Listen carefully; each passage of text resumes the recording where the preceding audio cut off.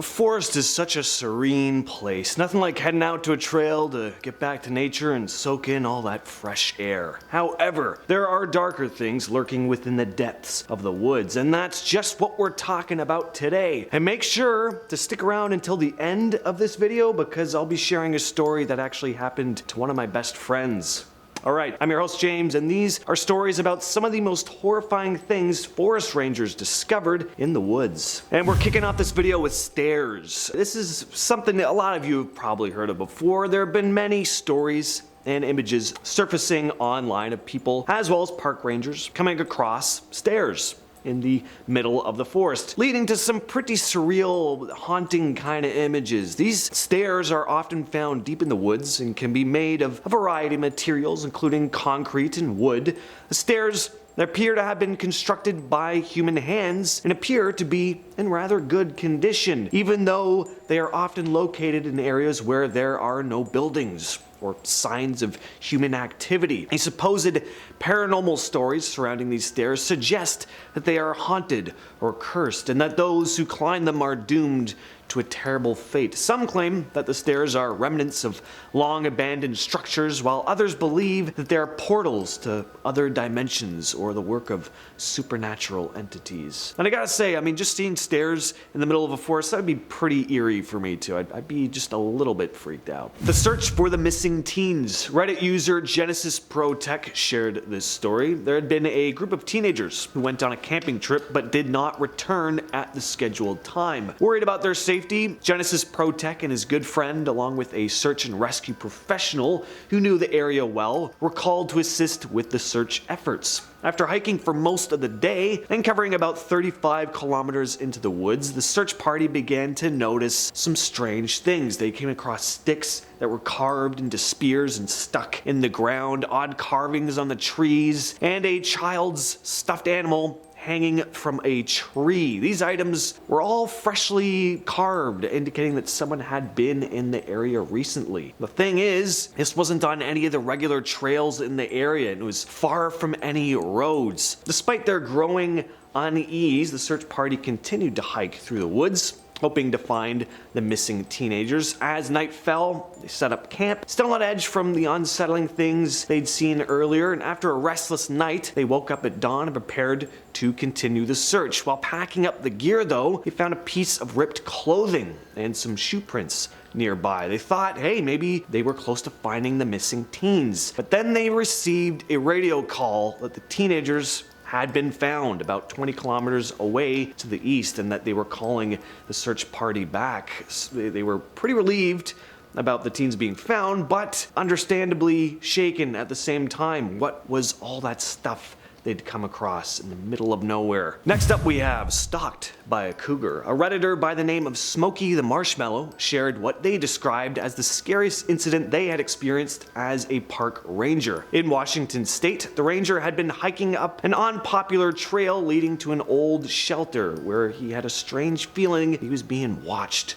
Although he had seen fresh cougar scratches and droppings along the trail, which were common in the area, he wasn't worried at first. That night, he camped at the shelter, which had only 3 walls and a roof. He felt a little uneasy throughout the night and didn't sleep much. In an attempt to feel safer, he arranged his emergency foil tarp around his sleeping bag, hoping to hear something if it approached him as he slept. The next day, the ranger found fresh cougar droppings and scratches on the trail he had hiked on. He continued on the trail and found a mostly eaten deer in some dense brush just off the trail. This was an indication that this cougar was nearby, and the ranger began to feel pretty uneasy, as you could probably imagine, given he was at least 13 miles away from civilization. As a result, he decided to just shorten his 3-day trip and quickly made his way out of the area. Probably a smart idea. Badlands National Park, located in South Dakota, is considered to be one of the most haunted places in the United States. Many visitors and park rangers have reported paranormal activities in the park, including ghostly sightings and eerie sounds. The area is known for its rugged terrain,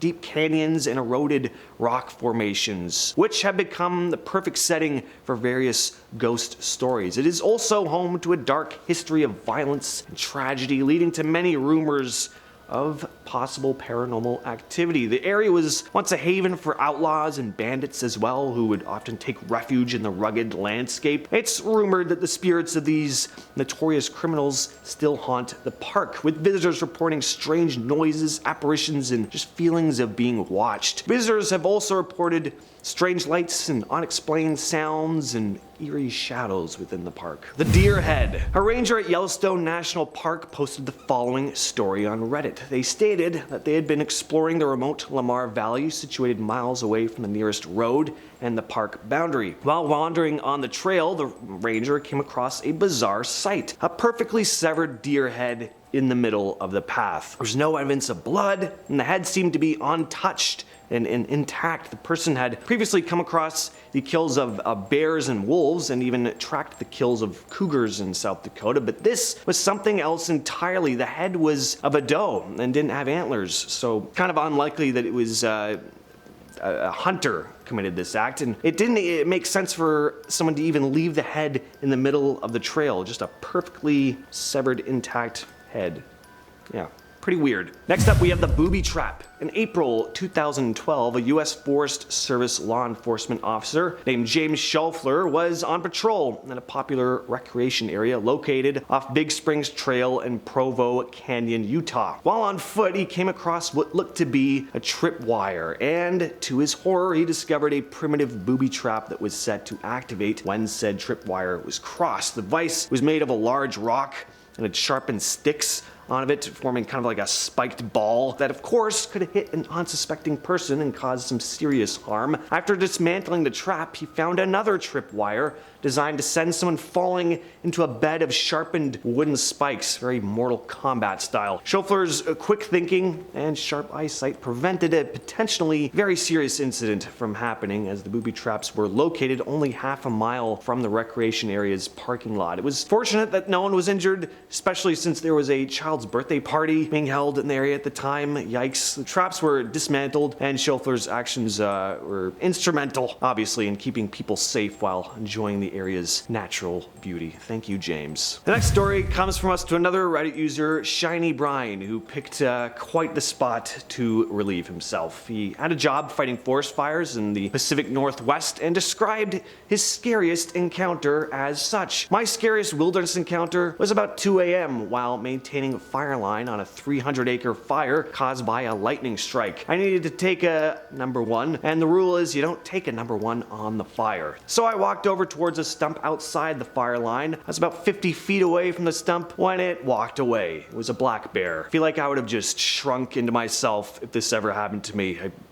I mean, just seeing a stump you were looking at move, first of all, is scary, and then to see it's a bear, yeah, no thanks. Alright, Lake Crescent in Olympic National Park is steeped in legend and ghost stories. One of the most popular legends surrounding the lake is that it was created when part of Mount Storm King fell onto a battlefield, crushing the combatants and creating the bed of the lake, according to legend anyway. However, a more recent and factual story is that of the Lady of the Lake. In 1940, the body of a woman was found floating in the lake. Her body was eerily well preserved, likely due to the natural process of saponification, which gave her skin a kind of waxy texture. The woman was later identified Haley Latham Illingworth, a local tavern server who had disappeared in 1937. Her husband, Monty, was identified as the culprit after authorities found strangulation bruises on her body. Despite the mystery being solved, though, visitors to the area still report seeing the ghost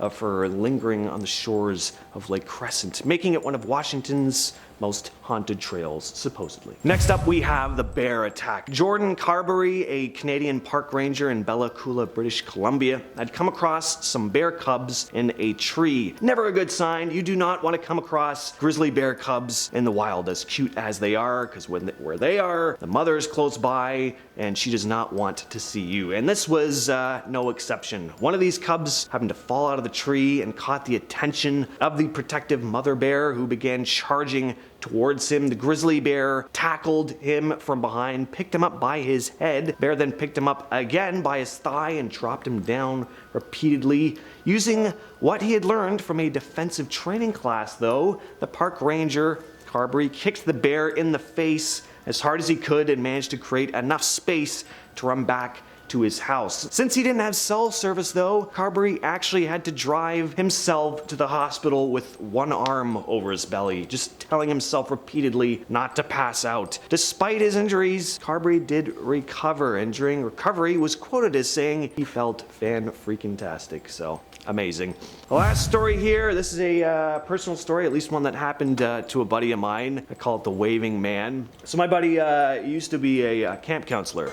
So yeah, not a park ranger, but hey, close enough. Anyway, he took kids out on portaging trips. It used to be like days-long trips. We'd canoe, and then you'd, traverse through the forest with the canoe, and then you'd canoe again. That's what it's called. Anyway, so one day they're canoeing, they're getting to their next site, and they happen across this man on the side of the shore, and he's kind of asking my buddy, hey, where are you guys camping and all this stuff? And my buddy Max, he doesn't really tell him because obviously he's got kids with him. He doesn't want some guy coming around their campsite. But they make it to their campsite that night. They set up the fire, they set up their tents. The kids go to bed. Him and his fellow camp counselor are in their tent. And then they start to hear what sounds like footsteps kind of walking around their campsite. And they're thinking like, okay, maybe it's one of the kids who's up or something like that. Unzip their tent.